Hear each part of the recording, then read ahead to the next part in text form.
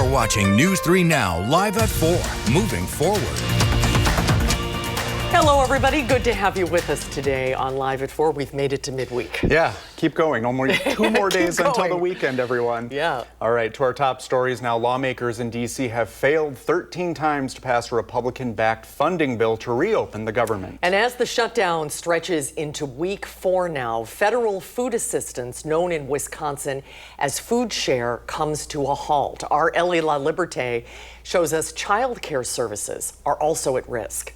The Southwestern Wisconsin Community Action Program is shutting down 9 of its preschool and Head Start classrooms starting on Monday. And staff tell me it's a lifeline cut short for them and families.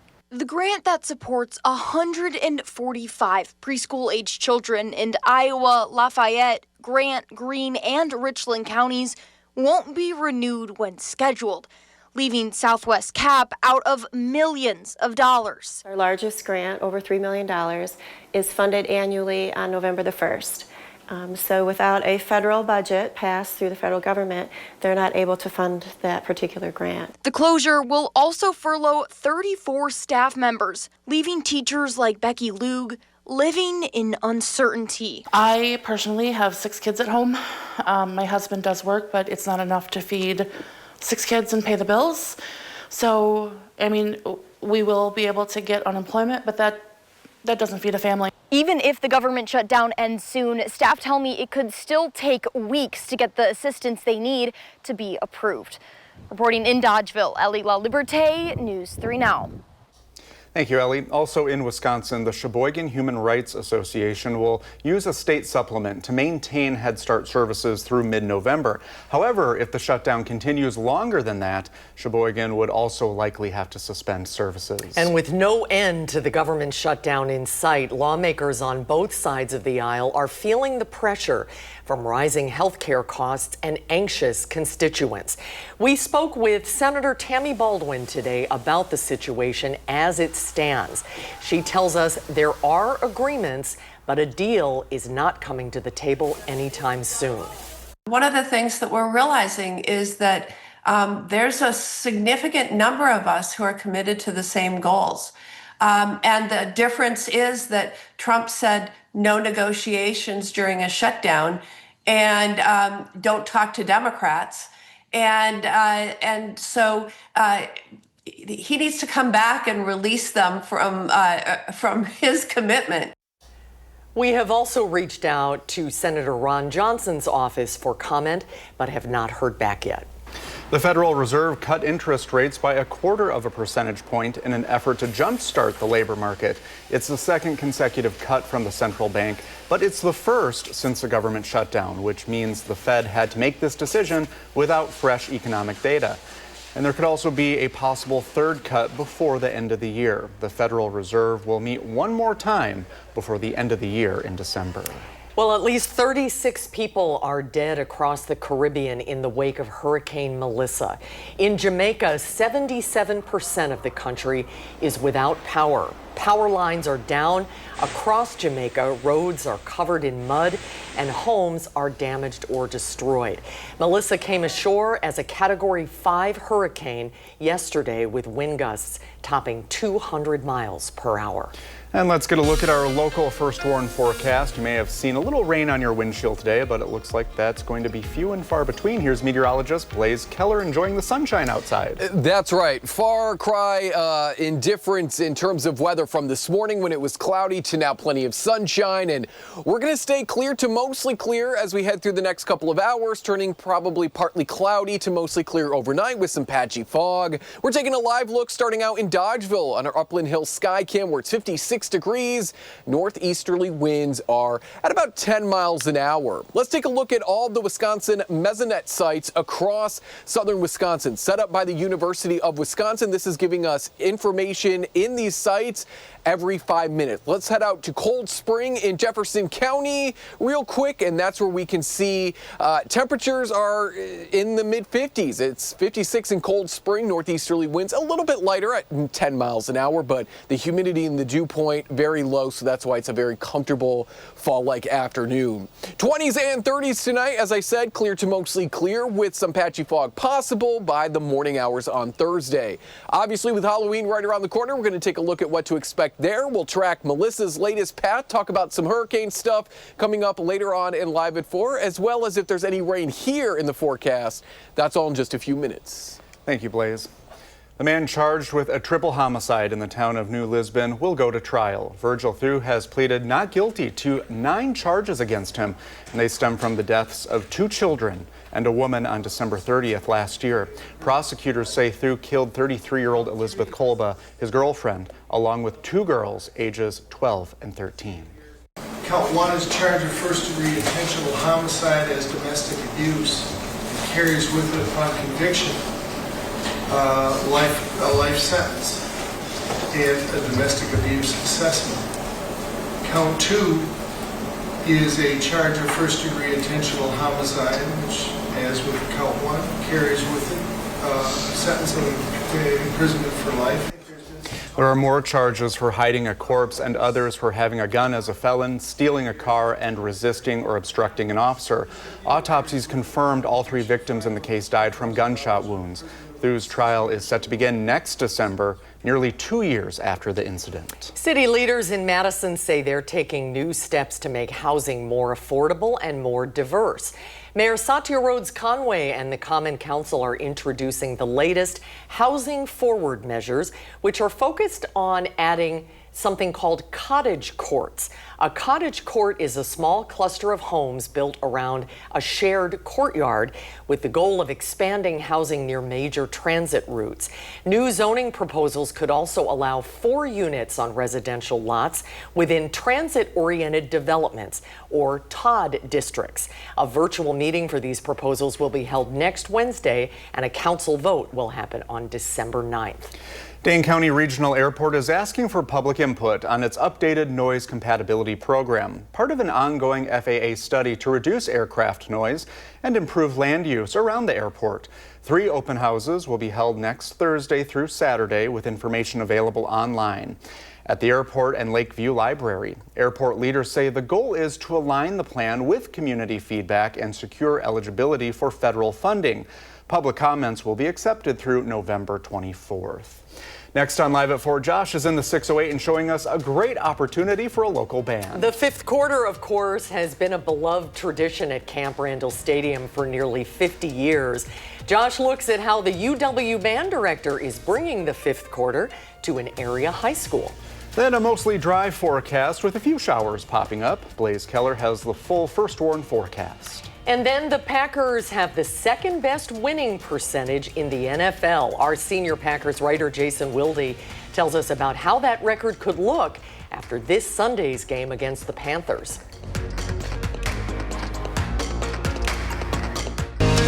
You're watching News 3 Now, live at 4, moving forward. Well, in the 608, the director of the UW Marching Band, Dr. Corey Pompey, brought a little 5th quarter magic to the halftime performance at Mount Horeb High School. News 3 Now lead photographer Mark Schilling brings us the sights and the sounds.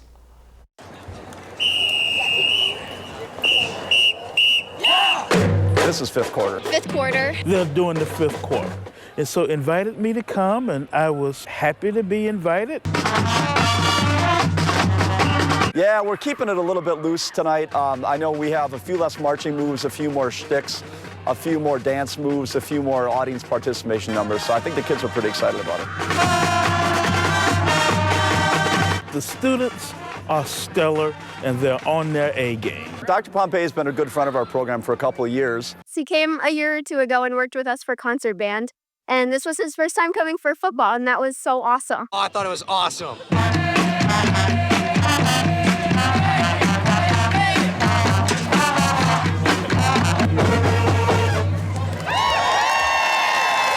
Always great to be able to be around musicians, young musicians like this. We certainly want to make sure that there's a great relationship between Mount Horeb and the UW bands. We have a lot of students from Mount Horeb in the band, and we want to make sure that continues.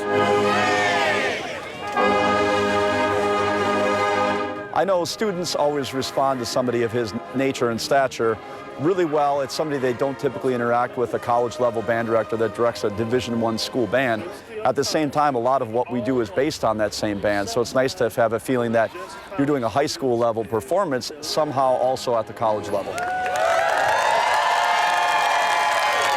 I have season football tickets at UW, so I go to all the games and I see pregame and halftime and fifth quarter, and this was just like the real thing.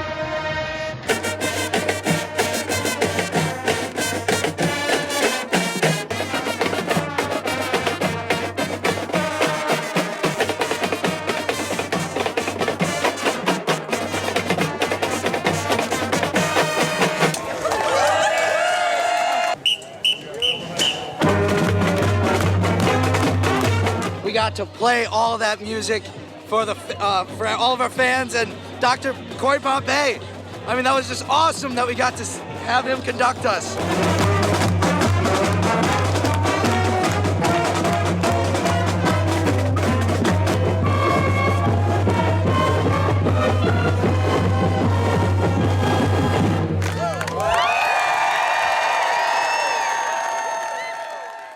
Oh, that is so great. That was Mark Schilling reporting. Maybe some of those kids will end up in the UW band. Something to look forward to. Yeah. I was out here dancing today. Yeah, we're doing the chicken dance. Yeah. Well, in 2 months, the Mount Horeb Band is actually heading over the pond to perform in London's New Year's Day parade. Very That'll be cool. Yeah, if you'd like to support their travels, we have a link for donations on channel3000.com, and you can watch Josh live in the 608 every weekday morning after 6. Across the pond. Did I say over the pond? That's okay. You got the idea. It's Wednesday. We're all just doing our best. Exactly. It does feel like marching band weather out there, Blaze, and we're also looking up how things are shaping up for the trick-or-treating on Friday. That's right. Halloween right around the corner. That means November is quickly approaching as well. Halloween continues to look on the dry side for the most part. We'll take a look at what Future Track has in store for the spookiest day of the year in just a minute, but it's going to be quiet and cool tonight, mostly clear to partly cloudy. The weekend starting off on the cooler side, but we're back into the 50s by Sunday.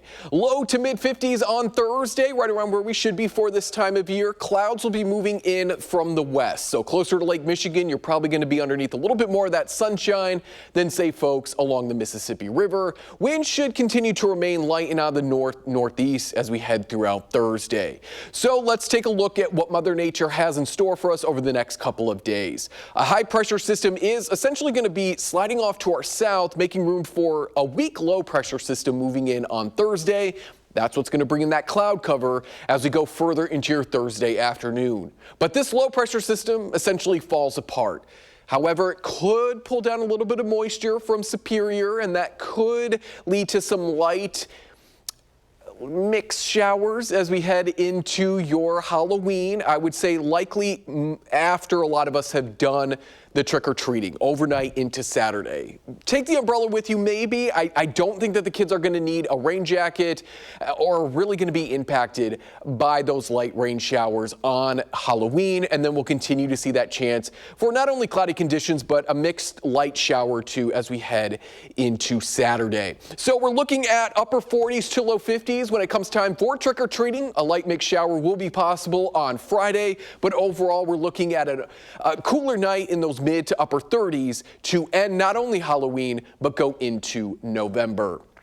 So turning now to what was once one of the strongest hurricanes in the Atlantic Basin, Melissa. She ties the Labor Day hurricane back in 1935 of a low pressure of 892 millibars. The lower the number, the stronger the hurricane. So she was one of the strongest hurricanes in the Atlantic Basin. Now she is a Category 1 as she continues to move her way further north and east with winds upwards of 90 miles per hour, still seeing gusts of 115. Her path will eventually take her into northern parts of the Atlantic. That's where she's eventually going to weaken after, as I just mentioned, being one of the strongest hurricanes in the Atlantic Basin. So what really weakens hurricanes? Well, cold water is one of them. Dry air essentially suffocates a hurricane. They like the moisture, they like the heat from warmer waters out in the ocean. So when they make landfall, they can't eat that humidity, that warmth. So landfall can really help to weaken a hurricane. We can also find a lot of dry air over landfall as well. But what we can also find over land is up and down movement of wind. That essentially tears a hurricane or a tropical system apart. So when these hurricanes or tropical systems make landfall, they're really running into drier air, no food, and that up and down movement, which will weaken them. Obviously, she's just going to be moving into more of that cooler water, which is some good news. We do not want her to strengthen.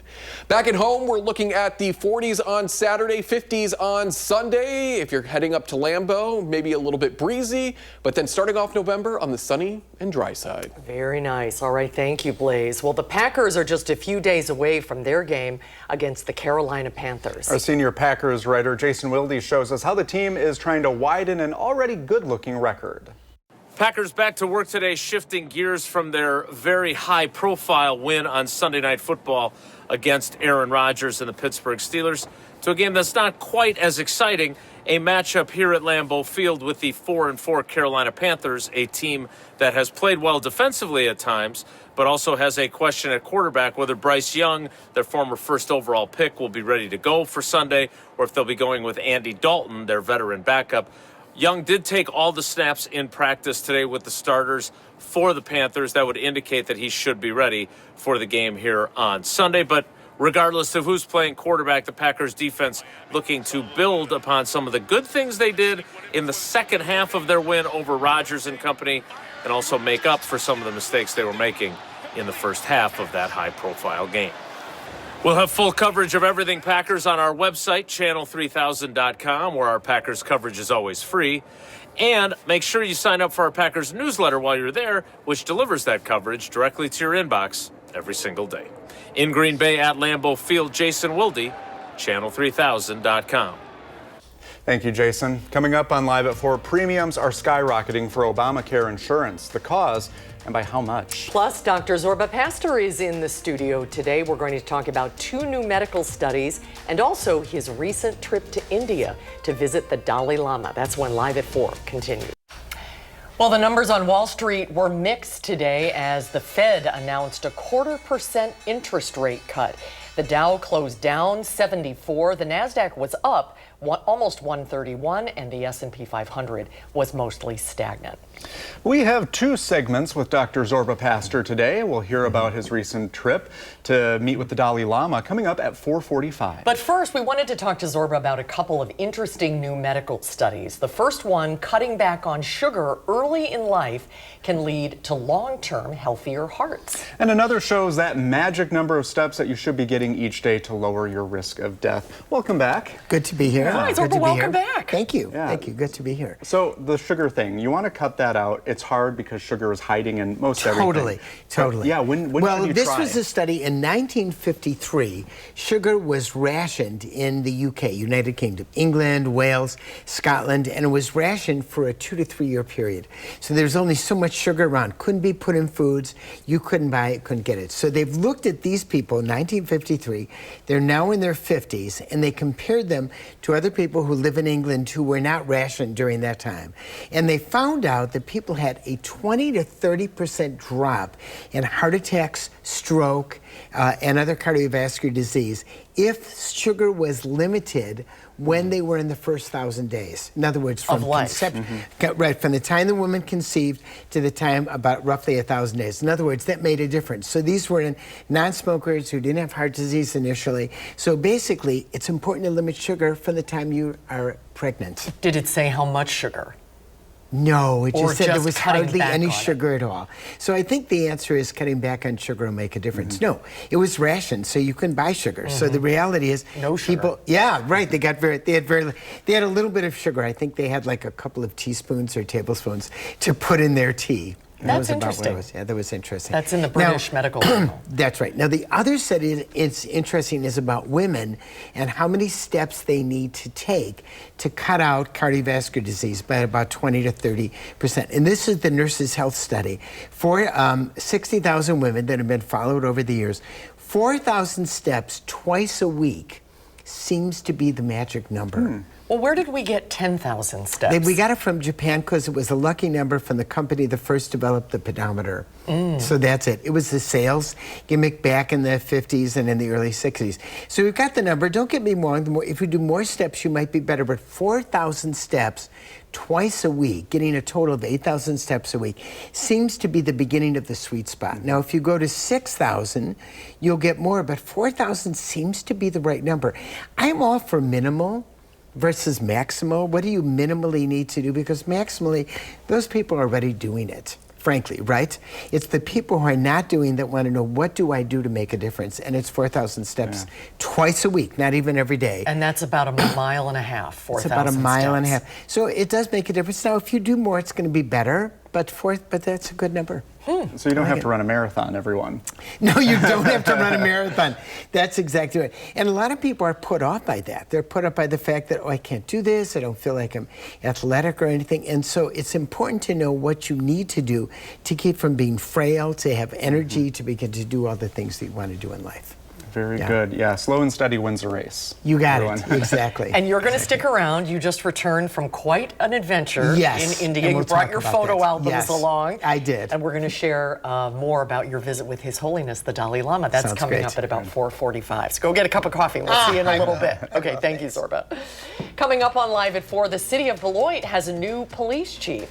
Who that person is and what they're bringing to the table. And then the federal government shutdown is nearing a month and quickly approaching to be the longest ever. Jalen Banks has a look at the impacts that we're feeling at home. You're watching News 3 Now, live at 4, moving forward. Good afternoon, everyone. Welcome to Live at 4. Somehow, we are nearing the end of October. Can you believe it? It's almost November, I know. And 2 months left of 2025 then. It's crazy to think about that. Let's take a look outside today. Well, there's a beautiful shot of the Capitol on the Capitol Square. Great week to take a bike ride. You just zipped through that shot. We're very, very lucky. The weather is calm. A seasonable Halloween is ahead. Blaze Keller is here with the trick-or-treat forecast. That's good news, Blaze. Yes, because some Halloweens we've been dealing with snow, others plenty of rain, 20s for highs, 70s for highs. We're going to be that perfect spot. Goldilocks and the Three Bears, her perfect porridge. It's going to be 54 degrees right now in Madison. Edgewater Skycam. Northeasterly winds are on the 10 to 50 mile per hour side. Let's take a look at Blanchardville, thanks to the Wisconsin Mesonet provided to us by the University of Wisconsin. Madison, these are updated every 5 minutes. So there in Greene County, Blanchardville, it is 53 degrees as well. Winds are light. And out of the northeast, it's partly sunny there. And we're going to continue, as I mentioned, to sit underneath these quiet conditions. Trick-or-treat forecast is looking pretty good as well. We're maybe looking at a light mixed shower, emphasis on 2 words, maybe and light. I would not expect to need an umbrella or a raincoat, maybe a winter coat, because we'll be in the upper 40s to low 50s, a light one. We'll eventually settle into those upper 30s to end Halloween and October. What lies ahead for November? We'll take a look in the full forecast. And Blaze will share his perfect porridge recipe later on in the show. Just kidding. All right, to our top headlines today. The government shutdown continues with no end in sight. For some Wisconsinites, concern is mounting as food share benefits will not be renewed on November 1st if the government is not reopened. And this has also put extra pressure, we've been talking about this all week, on local food banks. Some saying they've seen an influx in families who are seeking food assistance. And that's where we find our Jalen Banks live this afternoon. He is at the River Food Pantry. Hi, Jalen. What are you hearing from folks at the pantry there? Susan and Brady, the River Food Pantry has been around serving the Madison area for nearly 20 years. They're continuing that mission today, as you can see behind me. Cars lined up this evening, receiving, different food service and whatnot during this tough time. Now, this week, however, has been a pretty busy week for the River Food Pantry. Just yesterday, they had their second busiest day in the history of the River Food Pantry, serving nearly 500 families and giving out almost 900 meals. Now, the River Food Pantry had anticipated that next week they would see an influx of clients and people coming to the pantry once food share benefits in the state ran out at the end of this week.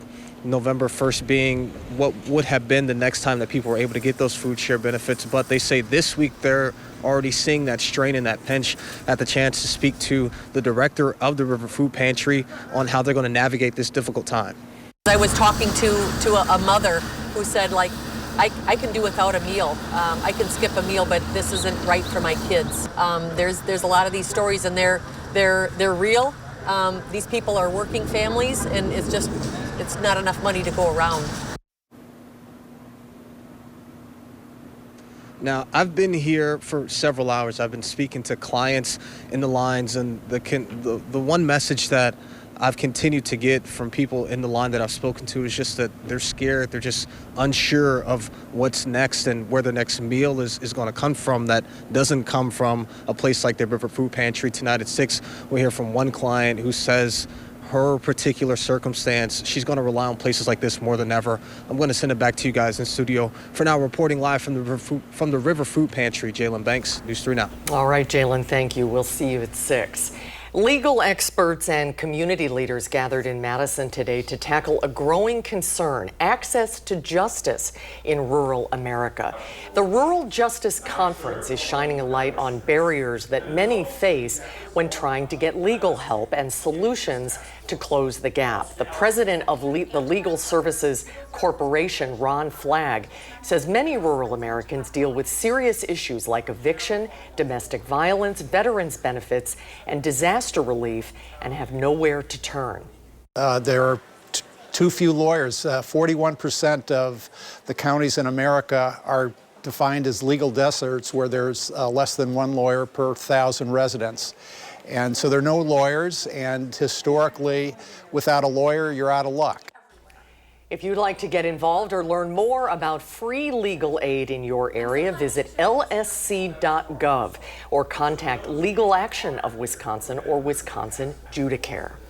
People who pay for Obamacare coverage may soon experience sticker shock. The price tag on premiums for the Affordable Care Act will rise an average of 26% in 2026, according to an analysis from KFF, a nonpartisan health policy research group. This marks one of the biggest increases in more than a decade. In addition to the hike in cost, KFF researchers say the actual amount paid next year will be much higher due to the disappearance of enhanced premium subsidies. ACA open enrollment starts on November 1st. The community of Beloit has a new police chief. The city announced today Shanella Stewart will take on the role. Stewart has served in law enforcement for 19 years in Oak Park, Illinois. She began her career as a police officer and has worked as a patrol officer, juvenile investigator, detective, tactical officer, a patrol sergeant, and several other roles. In her most recent role as commander, she supervised patrol and community policing personnel. The city of Beloit says it will share next steps on bringing Stewart on board after the Police and Fire Commission approves the selection in early November. If you've been around downtown Madison, you've probably seen the city's mini food carts. And as the temperature dips, volunteers are reviewing dozens of vendors before most of their carts go away for the season. 26 volunteers made their reviews based on topics like design, cleanliness, food flavor, that one's important, creativity, and overall experience. On an average of 100 points, Circo Peruvian Foods and Circo Cart 2 took the first and third place spots with more than 92 points. Brazen Hussies claimed second with 93, and Caracas Arepas was fourth with 91 points. Diverse type of foods, cultures, communities, and one of the best things about our food vendors is that they're local and they're sharing their stories of their culture and their community, and it really makes Madison, it really shows what Madison has to offer. Madison's Oversight Committee will now approve the official map of vending locations before the end of the year. Once that's approved, sites will be assigned by the City Street Vending Program based on the rankings. Next season officially starts April 15th. Something to look forward to. Oh yeah, they're great. Yeah, we're very lucky. Next on Live at 4, Dr. Zorba Pastor is back with us in this half hour. He'll tell us about his recent trip to India to visit with His Holiness, the Dalai Lama. And it's not too hot, not too cold. It's just right for fall weather. Blaze is back with our first warn forecast. And then, is it a home? Is it a pirate ship? Is it both? We'll hear from a Wisconsin family battening down the hatches for Halloween. Well, that's a pretty picture. Look at that. This is a live look at Mount Nebo in West Virginia. The weather there is clear and 63 degrees. We're looking at a camera on the Somerville Lighthouse, which is the only working lighthouse in landlocked West Virginia. The tourism site for the state says the building started as a joke and a happy coincidence. The colors are beautiful there. Postcard. Yeah. Dr. Zorba Pastor just returned from a long trip to visit an old friend, His Holiness, the Dalai Lama. Dr. Pastor and the Dalai Lama have known each other for 45 years. It's been a long friendship. And he went to give His Holiness a medical checkup as part of the medical team, and also to deliver 30 new computers to the Tibetan Children's Village in Dharamsala, India, which is where the Dalai Lama lives. And Zorba's back to tell us all about it. Yeah. What an adventure. Oh, it's an adventure, let me tell you. First of all, how did you first meet His Holiness? Well, in 1979, he came to Madison as soon as he could come to the U.S. to see Geshe Sopa. Geshe is like a doctorate degree who started Deer Park. He became a professor at the university, and he escaped with the Dalai Lama in 1959 when they escaped over the border when the Chinese overran Tibet. So in 1979, he came here to visit, and he spoke at the West High School, not auditorium, gym. Wow. And there were maybe a couple of hundred people there in the rafters sitting around. And then in 81, he returned for 2 weeks to give things called teachings for the Kali Chakra, and he stayed in our house. Wow. That's amazing. So we had like 3 kids. We moved out of the house. They were like 4, 3, and 2. And every day we came twice a day to set up, and we saw him in the house, and it was really, it's kind of, you know, it's mind-boggling, yes. So it's a very special relationship. And then over time, I became involved in his medical care, and he asked me to become involved in his medical care when he came here, and so I'm on the team with Dr. Sutton. When he comes to the U.S., I arrange for everything to go there, and then I went and visited him. He's 90 years old. Wow. He's really in good shape for a 90-year-old. When he blesses people, it's usually 300 to 500 people a day that he looks at. He had a knee replacement in New York City I think it was about a year and a half ago. He's doing well, has physical therapy twice a day. He's sharp mentally? He is sharp mentally. It's amazing. 90 years old, sharp mentally, gets up every morning, does his meditations, and then sees people and discusses things. Yeah. Wow. Yeah, he's sharp. We should be that sharp. Yeah, we should be that lucky. But it's wonderful. I mean, to see him, you're just around this aura, and it's really, it's hard to explain. Well, you just read my mind, because he's been to Madison 6 or 7 times. Right. And the last time he was here, I got to do a story on it, but I didn't get a chance to meet him personally. Yeah. But it does, you feel, the spirit moves you in there's his just something presence. about, he's the real deal, he's compassionate, he's kind, he talks about the fact that even the selfish person, if they're wise, they will help someone else because they get something from that too. And that's really what he talks about now. He talks about compassion, compassionate to other people. Doesn't matter what religious belief you have, it's really important to do that. And he and Desmond Tutu were friends, and there was a book that they wrote about them about 6 or 7 years ago, on how they were really, they're people of the spirit that really help us. So gotta look the right way.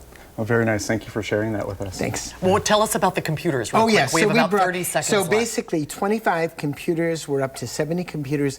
Raised money. There'll be 150 computers to help the kids, because kids should have computer access, and they needed updated computers. So I was able to be there when they were arrived, and kind of amazing. It's always good to help others. And before we go, tell everybody you're doing a podcast now. I'm doing a podcast. Like everyone. You go to your podcast, either Apple, Spotify, or Amazon, put Zorba, Dr. Zorba in the podcast, you'll get our podcast. We've had 19,000 downloads so far, less than a month. It's really, it's a continuation of what I've done on public radio. Oh, I hope you can encourage him to come back to Madison again. That would be great. Yeah. Thank you, Zorba. Thanks. Great to be here.